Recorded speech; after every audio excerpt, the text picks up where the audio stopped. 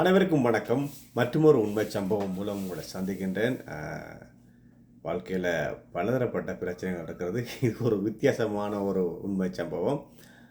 இது வெளிநாட்டில் நடந்த ஒரு உண்மை சம்பவம் தான், கனடாவில். என்று கேட்டால், ஒரு அம்மா அப்பா பிள்ளைகளை நல்ல பாசத்தோட 2 பொம்பளை பிள்ளைகளை வளர்க்குறாங்க. ஒழுக்கமாக நல்ல பிள்ளைகளாக நல்ல பழக்க வழக்கங்களை சொல்லிக் கொடுத்து வளர்க்கின்றார்கள். கண்ணும் கருத்துமாக வளர்க்கிறார்கள். அதுதான் முக்கியமாக. பிள்ளைகள் கெட்டு போகக்கூடாது. இங்கே நிறைய கலாச்சாரங்கள் இருக்குது தானே. அப்போ அதில் மிங்கிலாகி வருகிற கலாச்சாரங்களில் பழகி பிள்ளைகள் பழுதாகிவிடக்கூடாது, பொம்பளை பிள்ளைகள் அல்லவா என்பதால் கண்ணும் கருத்துமாக தாய் தந்தையர் பழக்கி நல்ல ஒரு பிள்ளைகள், நல்ல ஒரு தங்கமான பிள்ளைகளாக வளர்த்தார்கள். வளர்த்து ஒரு பிள்ளை மருத்துவத்துறையில் கிட்டத்தட்ட வைத்தியராக போகிறார். இன்னொரு பிள்ளை இன்ஜினியராக போகிறார். 26 27 வயதாகி இப்போ பெரிய பிள்ளைகள் ஆகிவிட்டார்கள் அவர்கள்.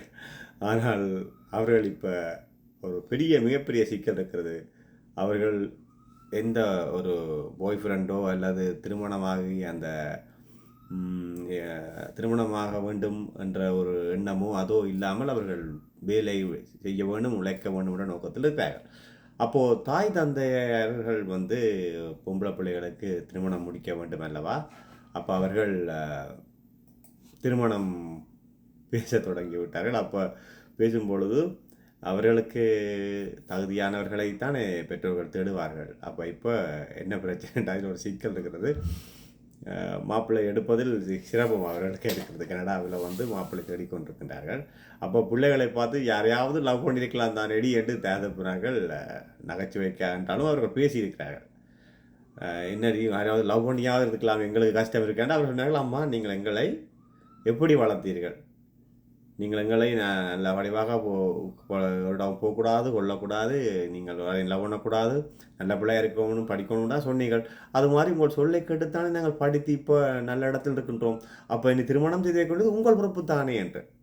இப்போ இந்த பிள்ளைகளுக்கு திருமணம் செய்து வைப்பது தகப்பனுக்கு மிகப்பெரிய பொறுப்பாக இருக்கின்றது. என்ன சொன்னால் 26 வயது 27 வயது ஆகி கொண்டிருக்கின்றது. அவர்கள் படித்து கொண்டு இருக்கிறார்கள். அப்போ திருமண பந்தத்துக்கான வரன் தேடுவதன் பொறுப்பும் தகப்பன் இருப்பதால் அவர்களுக்கு பொருத்தமான வரனை வெளிநாடுகளில் தேடுவதில் மிக சிக்கல்கள். அவர்கள் தேடிக்கொண்டே இருக்கிறார்கள். அப்போ இப்படி ஒழுக்கமாக பிள்ளைகளை நாங்கள் வளர்த்து விட்டதால் அந்த பிள்ளைகள் யாரையுமே திரும்பி பார்க்காமல், எந்த லாபமும் பண்ணாமல், எந்த ஒரு தொடர்பும் இல்லாமல் இருந்து படிப்பை மட்டும் கான்சன்ட்ரேட் பண்ணிக்கொண்டு போகிறதால அந்த மாப்பிள்ளை தேடுவதில் பெற்றோர்களுக்கு நிறைய சிக்கல்கள் இருக்கிறது.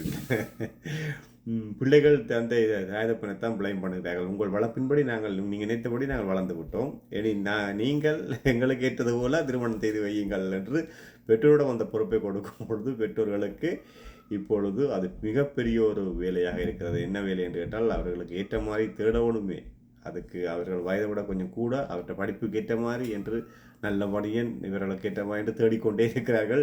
திருமணம் செய்த வாடிலே 2 வருடமாக தேடுகிறார்கள். இனி தேடிக்கொண்டே இருப்பார்கள். தேடல்கள் தொடர்ந்து கொண்டிருக்கின்றது. இது ஒரு சிக்கல். பார்த்தீங்களா, ஒழுக்கமாக இருந்தால் தப்பா, அதை பேர் சொல்ல கேட்டிருந்தால் தப்பா என்ற மாதிரி ஒரு கேள்வி அடையாளம் பெறுகிறது. என்ன